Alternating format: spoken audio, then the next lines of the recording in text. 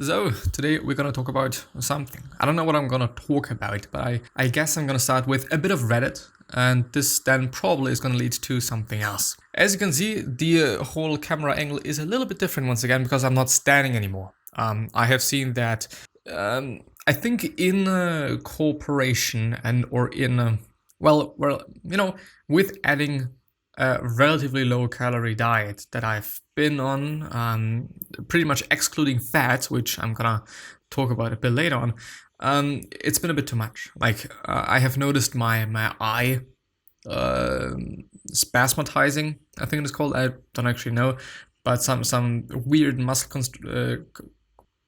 constructions, no, not constructions, but contractions, which is actually a sign of stress and a sign of that something is wrong. So if you're also experiencing that, then please notice and know that there's something wrong.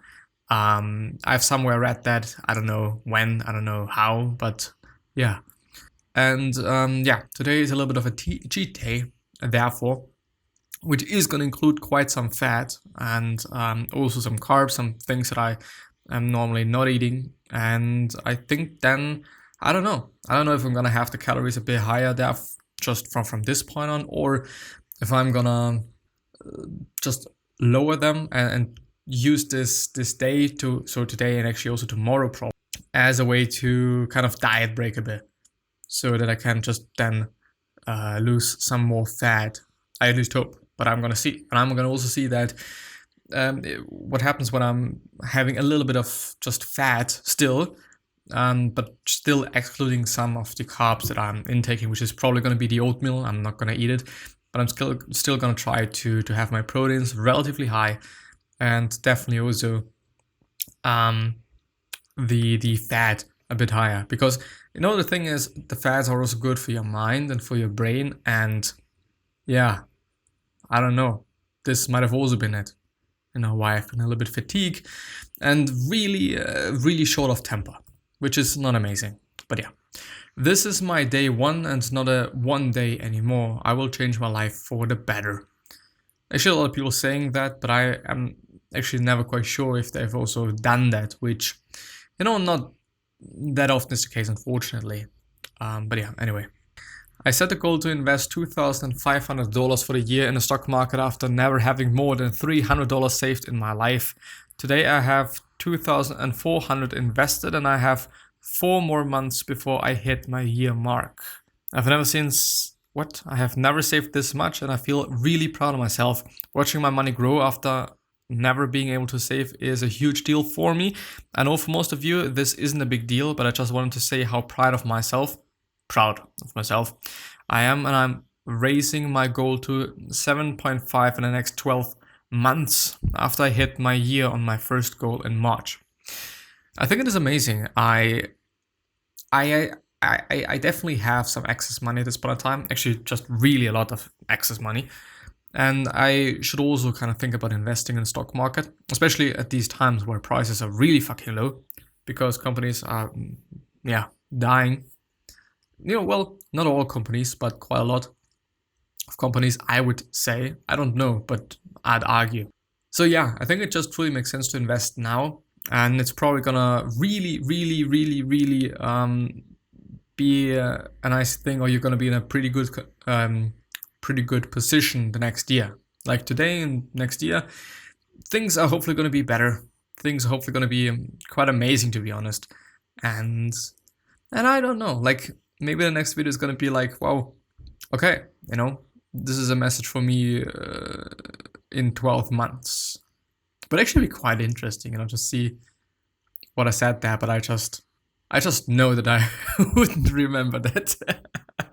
Because I'm quite forgetting everything. Like, and this is definitely one of these things that I just wouldn't give a fuck about in a year. Maybe, I don't know, maybe I'm bad in a year. Who the fuck knows? Anyway, today I learned there is a natural phenomenon known as thundersnow, which happens when thunderstorms form in wintry conditions, giving rise to heavy downpours of snow, thunder, and lightning. Is there a picture? I would actually really love to see a picture there. What does thundersnow look like? What the fuck?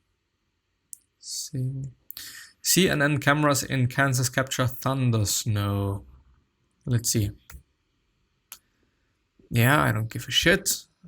No, go away. Well, to really be honest, it's not that much snow. I don't know what things are like normally in Kansas, but it's not that much snow. Like, it is something, I'm not gonna lie, but I don't know, we're also having that without some thunderstorm thing. It also looks a little bit more like rain. Really heavy, at least. Well, anyway. Not that impressive, unfortunately. Wasting my 20s. So my whole life I've lived in a small town where I never had much of a social life, just a small group of friends, and we would always just catch up at the same restaurant for dinner, sort of thing. I moved to big city for 2 years. I think that I've already read that, so I'm not gonna read it. Today I learned a physics paper published in 2015 had 5,154 authors, breaking the record for largest number of contributors to a single research article. Only the first 9 pages of the paper describe research on the size of the Higgs boson, while the remaining 24 pages list the authors and their institutions. Well, is this sensical? Well, I don't know. Could they have done it a little bit better in terms of, using typography and maybe a bit of well, even though I gotta have to say, I assume that the text to page 10, am I right? Well, the first 9 pages are probably going to be in 12-ish, maybe, hopefully actually, lower like 10. Are you calling it point? Like font size 10 quite. And, it would at least make sense that you're having the rest of just, the authors quite in way of a lower font size. But even though, I gotta have to say, it's 24 pages and it's 5,000 names. I mean, it is something. Well, I don't know. I gotta have to look. I would have to have a look at it to judge that really and complain about it and rant about it and whatnot. Anyway, today I learned Ronald Reagan was an announcer for the Chicago Cubs in the 1930s until he landed a 7-year movie contract after taking a screen test while traveling with the clubs in California in 1937. I didn't know about that. I certainly didn't. Went to the dentist after 8 years. My mouth still only has the temporary crowns, but oh my god, does it feel good. I'm not struggling to place my teeth anymore. And I've noticed I'm chewing better. I'm so happy. I've been putting it off for years for unknown reasons, but I did it. Which is actually really interesting. Like, I gotta have to say that, well, I think we all have certain behavior that we can't really explain. Like, I, for example, just really like, how do you actually say it? I like touching my hair, and especially with the space in between my fingers. I really find that some sort of satisfying, if you will. And I don't know why, but it would be just really interesting to know why, why this feels good for me at least. And, it probably has something to do with your childhood and or my childhood as well, and or my upbringing or whatever you want to call it. But most often it has something to do with quote unquote child traumas, But anyway, today I learned Rome has major struggles with expanding the subway system in the city because diggers keep running into major archaeological finds. The Metro C expansion has been in the works for the past 40 years and has unearthed Hadrian's Athenaeum, a military complex, and an amphitheater. I think it's amphitheater, isn't it? Amphitheater. I know it's only amphitheater in German. So, well, anyway. Good sound heals souls. Good sound heals souls. I would say so as well. It can, at least. It depends on the person you are. Like, some people, for some people, music is way more important for some other people. Like, there are some people that are just constantly listening to music, and the funny thing is that I've had a colleague in school a few years back. Is it a few years? Well, it might be 1 or 2 years or something. And one teacher once asked him, if if it isn't just kind of disturbing him, if he is always, and he was really literally always, at least with one ear listening to music, but he said no. And I don't know, like some people are just pretty much need it more than somebody else. And I think that's cool. I think that's fine. And if you know that, then you can also take advantage of that. You can really just use music to get yourself in the right moods and whatnot, which I think is possible for everyone quite. I mean, if you're listening to some really motivational music, which, well, I would also say really comes out to you as well. I mean, some people find The Eye of the Tiger very motivating, and some other would just find it not that motivating. And I don't know, I think we can really use music as a tool for certain things. And yeah. But it's interesting. I mean, if you're a person that really needs quote unquote music, then I think that's fine. And I think you should also not be disturbed quite by anybody because of that. Or, you're going to be charged anyway. But just because somebody says like, whoa, you shouldn't be listening to music all the time, it's not good for whatever, and you're probably not good at concentrating because of that, but this is not who you are, and you know that by listening to music, you're going to be able to just concentrate way better and do your work way better, then it doesn't make any sense. But I know that there's going to be certain bosses that just don't like you to listen to music because of whatever fucking reason, because of their own opinion on this topic, because of whatever the fuck they're having in their mind. They're going to be like, well, no, you're not going to listen to music in my fucking office. But it's nonsensical, and fucked up just because, well, you could actually work better. But the boss is saying like, well, no, just don't listen to music. I mean, there's been some teachers that said that, like, I don't want you to listen to music. Some had, some, how should I say? I mean, some of their arguments, well, not arguments, but some of their points were actually quite sensical. Like, I was able to understand them. Like, okay, if people are listening to music, they don't hear me if I'm saying something. I just don't want to say it 25 times. But on the other hand, it's like, if this person is able to work better by, just listening to music, especially when it is about something creative, because, I mean, I went to a graphic design school, or I attended a graphic design school. It's, I don't know, like, it doesn't make any fucking sense. And sometimes it also feels like I just want to say something, or the boss just, wants to say something and wants to kind of feel better about themselves and or more in charge of people. You know what I mean. But anyway, business ideas for school project. Okay. I need to make a marketing plan for a fake business in my marketing class. I would appreciate any small business ideas that you think would be good to do a school project on. There's actually been 3 comments, and I gotta have to say, in 6 hours, I gotta have to say that it's actually not that of a bad idea to just ask for it. I think in general in life, like just asking for things makes sense, because chances are actually pretty good that you're gonna get whatever the fuck you're asking for. On the other hand, I think that it just, I mean, in this sense, it just makes sense, because, I mean, it's the marketing subreddit, and people probably, I mean, there's going to be some people that really know their craft, and then that's actually pretty amazing. Of course, it is cool, and, the teacher is having his or her own opinion, and in the end, it's going to be like, basically 50% chance whether the teacher likes the idea as well or not, whether it is a good idea or not. It also depends on the school, like your grade and, millions of other variables. School is a really interesting place, I gotta have to say there. Well, actually, the real world isn't any different. I mean, if you're having a boss and this boss likes a certain way of you designing something, for example, then you should actually be designing it in that way. If it is then good or not, doesn't really matter. It really doesn't, unfortunately, because I don't know, like, but I think it is also incredibly difficult to judge quality, especially in the creative space. Like, of course, I might be creating a logo, or I might be designing a logo, but if the client doesn't like it, then, well, yeah, it's fucked up. I gotta have to do it differently.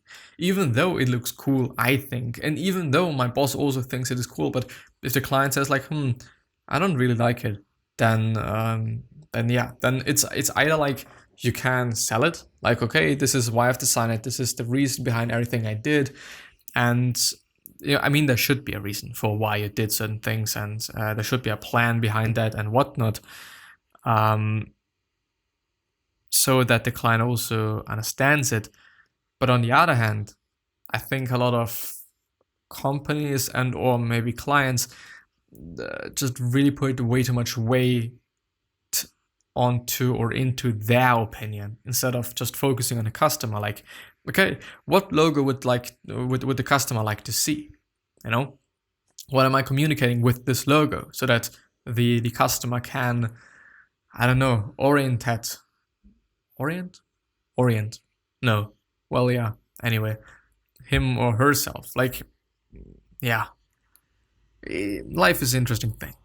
There's so many variables and so many reasons why something, for example, could work and why something couldn't work. Like, it is insane. And I don't know, like, maybe this is just also a thought that shows like, well, maybe we shouldn't take life too serious. And as I'm actually quite often doing, like, I really often take life way too serious, and the fact that I do and whatnot, and also when it comes to fitness and working out and my eating habits and all of those things. And yeah, I don't know, in the end it's like, I just gotta be happy and I just gotta enjoy every fucking single day that I'm on this motherfucking planet, and I can do that. But it's not really about my day, it's about how I'm thinking about the day. It's also not really about what I'm doing, work-wise, and or just in terms of my profession, quite. Yeah, I don't know. Like, there's always something that fulfills somebody. For me, it is actually like, and it quite has always been the case. I mean, doing sports, I like to be active. When I'm active, I don't think about anything, especially when it has something to do with the ball, like basketball, soccer. I've also played a little bit of flag football. I've also really enjoyed that. Then, what's that as well? Handball, if you call it like that. I don't know. Then there's fistball and, well, everything to do with a ball. I just pretty much enjoy that. I have always, like, since I've been a really little child, I've always enjoyed playing with balls. Not that's what fucking she said. Anyway, there is a quote, and the quote states, "There is no illusion greater than fear," from Lao Tzu. Today I learned that New York City offers so-called friendship benches, a program first used in Zimbabwe, where peers offer an ear to people who are suffering from depression but are not in a position to seek professional therapy. This is amazing.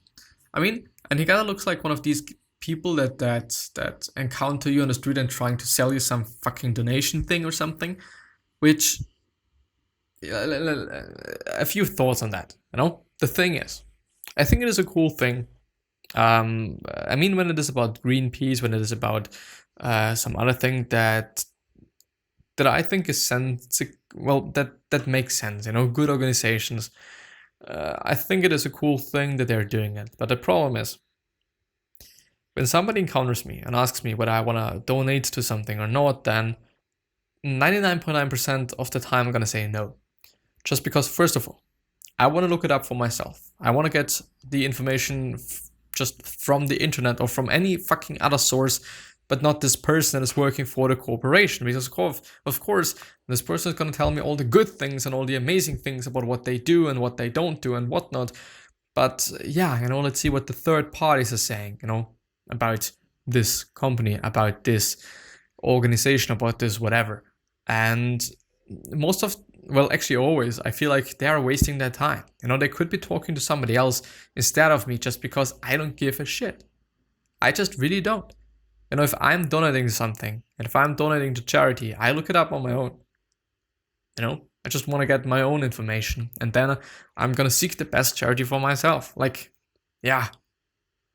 I don't know. Like, it isn't like I just don't want to be bothered by them and whatnot. I just feel like it is unnecessary that they are talking to me, which is bothering me a bit, and I'm always feeling so sorry for them as well. because I'm wasting that time. Today I learned Elvis's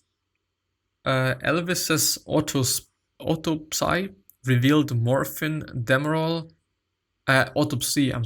revealed morphine, demerol, chlorpheniramine, placidyl, Valium, codeine, ethylamate, quaalutes, and unidentified barbiture, diazepam, amityl, nembutyl, carbityl, Synotap, Elavil, Evanil, and Valmet.